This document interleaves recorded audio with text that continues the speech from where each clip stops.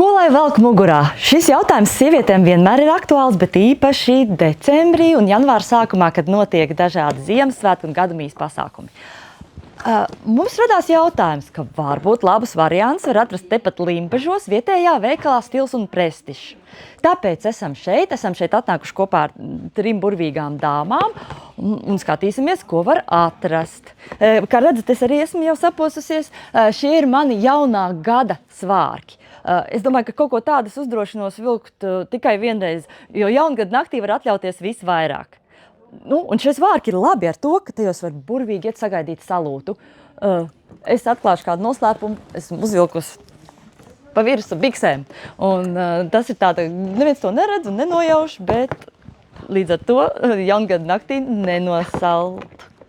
Eiva, es pieņemu, ka arī jūs bieži vien, vai jūs pārdevējs saka klientam, uzvelc, tā paskaties, kā izskatās, varbūt, ka nav... Tikai tā jau dzīvē notiek. Ir tas klients jāiedrošina. Viņš tiešām ir jāiedrošina. Jo ir, kad ienāk, skatās, un tad, vai jums lūdzu palīdzēt? Varbūt. Viņš ir paņēmis tur vienu drēbīti vai kā. Vienmēr paņemam vairāk, mēramies, lai nav tā skraidīšana. Vai man nepatika, cilvēks ir saģērbies, man nepiestāvēja. Lūdzu, velkam mugurā. Mēram, skatāmies. Un tad jau, kad tas klients aiziet apmierināts, tas ir tas lielākais gandarījums. Un cik bieži izdodās pierunāt tā kā dāmas uz kaut ko tādu košāku? Gandrīz vienmēr. Ja ne pērts, tad vismaz kāda šāle vai piespraude vai kaut kas no bižutērijas. Tiešām, viennozīmīgi. Un daudz jums pērk tos svētku tērpus šajā laikā? Šajā laikā tagad ir tāds apdomu laiks, jo vēl skatās. Jā.